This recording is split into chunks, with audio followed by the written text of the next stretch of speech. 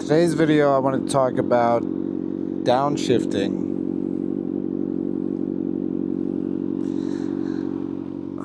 So when I was learning downshifting, it was basically just the more I practiced, the better I got. And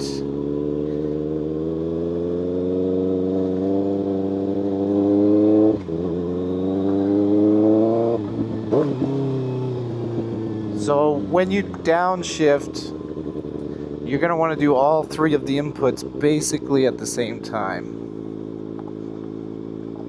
So you're going to want to pull in the clutch, not all the way, but just enough, and blip the throttle, just a small blip. You don't need too much, maybe that much, and hit down all at the same time. And you can kind of practice those movements off of your motorcycle. But when you're on the bike, you know, just get into second gear, get into. I've noticed second to first is one of the rougher downshifts. It's like a tighter gearing. At least on my bike, it's a tighter gearing. It doesn't really like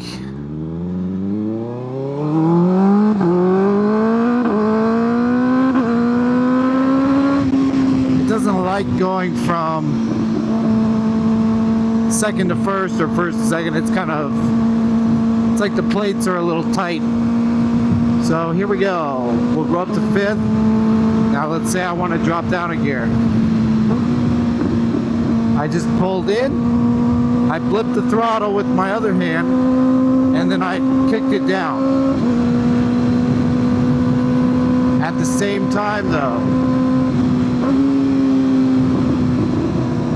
You really just have to practice. You're gonna mess up a few times, but the faster you do it, the easier it is.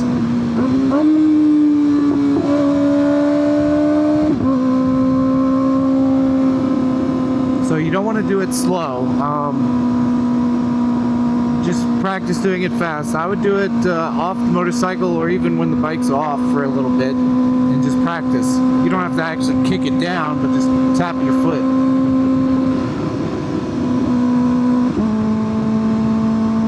So now we're going to see it happened at the same time. It's hard to notice.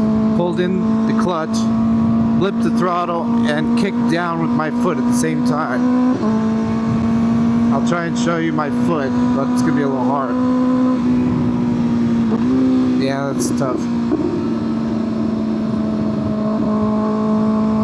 But yeah, I've noticed the louder the exhaust, the easier it is. So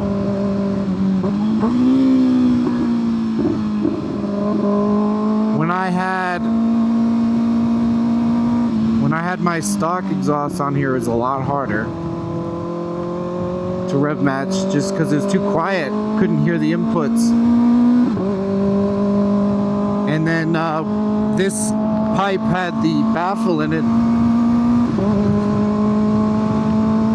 and it still was too quiet. I like a loud exhaust just so I can hear what's going on with the engine. So it's going to be a little embarrassing at first. Maybe find somewhere that's not so busy when you practice, but just practice going up and down. Just go down the straight, get up to second, third gear, and then just rev match down.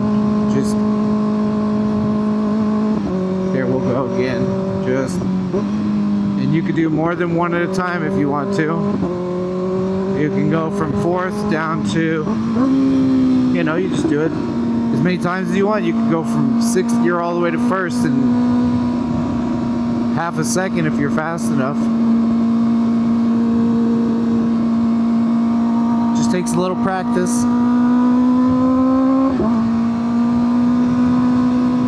yeah, just don't be embarrassed about it. It's gonna be hard at first. It's gonna take some getting used to. I would say it takes about 500 to 1,000 miles to really get used to rev matching when you start. But it's really good for your engine. It's good for braking too, believe it or not. It puts that pressure on the engine, on the yeah, it puts that pressure on it and helps, especially when it's hot. So when you're braking in, you want to do rev matching as well.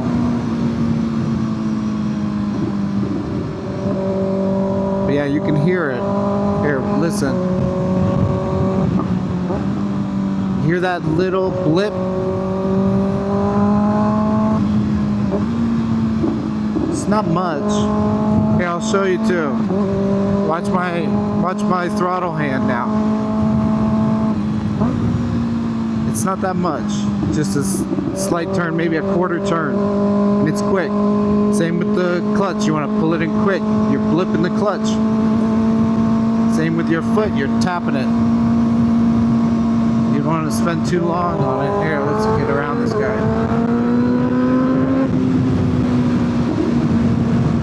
Alright, now let's go from 5th.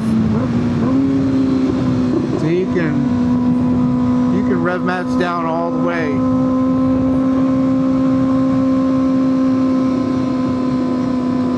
So what I would recommend, just don't do it at night, especially if you have a louder exhaust. Everybody's gonna hear it when you're fucking up, but don't worry too much about it. Everyone has to go through it when they're practicing, when they're learning it. It is worth it though to learn. It's a good skill to have. So again, let's go over it again. I'm gonna pull in the clutch, blip the throttle, and kick down all at the same time. Don't do them separately. Try and think you're doing it together. You're doing it all together. 3 things. Just like that. Just like that.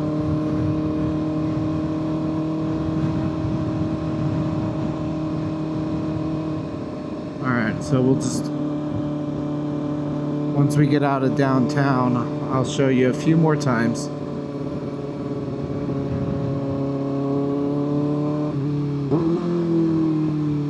Yeah, and some gears might be rougher than others. I don't know what bike you have. I don't know, you know, if you have anything like mine, a kind of high-sprung, tightly wound gearbox like my bike, it might be a little bit rougher in first to second and second to first, which mine is. It's very tight.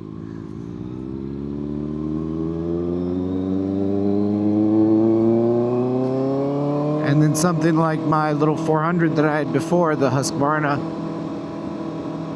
that one was just, I don't know, the single cylinder, it just wasn't very smooth overall, so.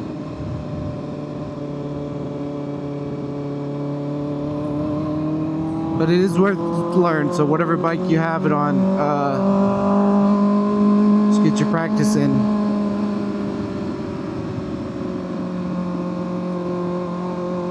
Yeah, it's perfect.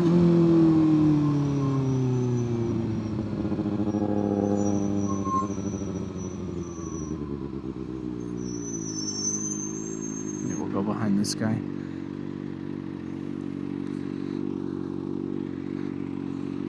Yeah, just practice that.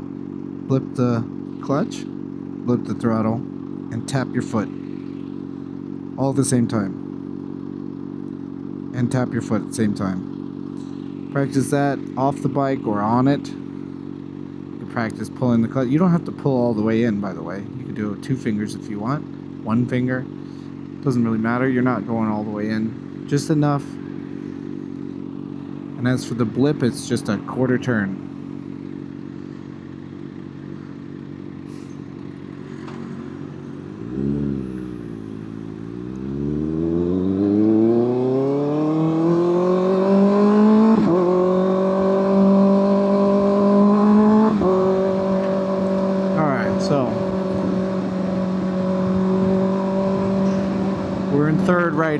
let's downshift once.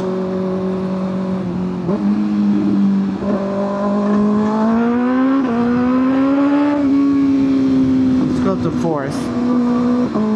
Ah, water. Alright, now let's downshift. From fourth all the way to first, because it's a red light.